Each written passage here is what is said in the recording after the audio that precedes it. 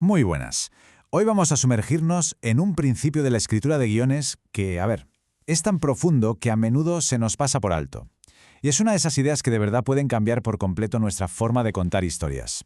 Vamos a empezar por algo que seguro que nos suena a todos los que escribimos, un problema casi universal, un punto ciego que, sin darnos cuenta, se interpone en nuestro camino y nos impide, que nuestras historias sean todo lo buenas que podrían ser. La pregunta, la verdad, es clave. Porque, nos metemos de lleno en la trama, en los diálogos, en la estructura, y mientras estamos ahí enfrascados, ¿cuál es esa pieza del puzzle, esa pieza fundamental que casi siempre se nos olvida?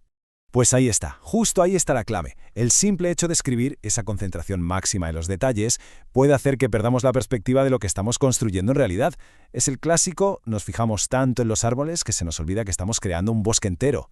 Y esto nos lleva directos al meollo de la cuestión de hoy. La solución a ese punto ciego no es otra que un cambio de perspectiva. Se trata de entender la verdadera naturaleza de lo que tenemos entre manos cuando creamos una historia. Paremos un segundo aquí, porque esta idea, a pesar de su simplicidad, es increíblemente potente. Un guión no es solo una lista de cosas que pasan, una secuencia de eventos. No, es mucho más. Es un universo completo, un mundo autónomo y, sobre todo, vivo. Y esto es importantísimo que lo pillemos bien. No estamos haciendo una copia barata o una imitación de la realidad. Lo que estamos haciendo es dar a luz a una realidad paralela, que tiene su propia vida, su propia existencia independiente y, claro, sus propias reglas. Vale. Entonces, si una historia es un mundo, ¿qué significa eso en la práctica? ¿Cómo se come eso? Pues muy sencillo. Significa que, como cualquier universo, tiene un sistema por debajo, unas reglas del juego que lo gobiernan absolutamente todo. El material en el que nos basamos lo llama el orden único. Pensemos en ello como las leyes de la física, la biología y la sociología de nuestro mundo narrativo. Es, por así decirlo, el ADN de la historia, un conjunto de reglas que nos dice cómo funciona todo dentro de ese universo.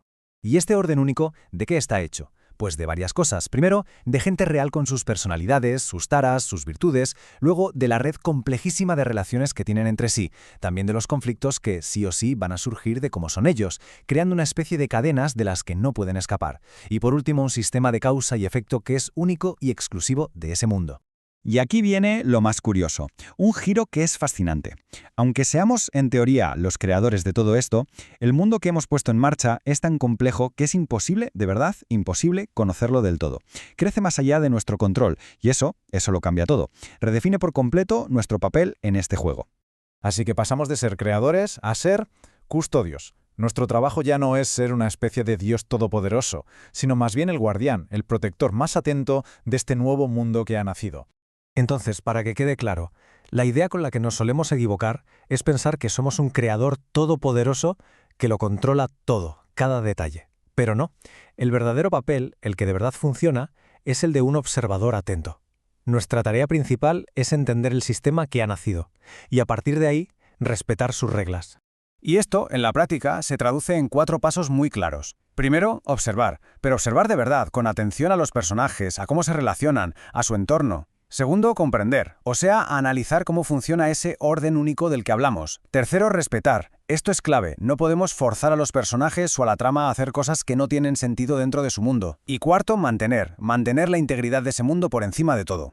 Ojo que esto no es un trabajo pasivo, no es sentarse a mirar y ya está. Para nada. Ser un buen observador exige un esfuerzo continuo, un trabajo de análisis. Es meterse de cabeza en ese mundo para entender por qué los conflictos que surgen son inevitables y cómo se desarrollan de una forma natural, sin que nosotros los forcemos.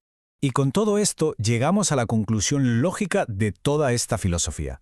La responsabilidad final de quien escribe no es tanto inventar como sostener. Y esta cita del material original lo resume de maravilla.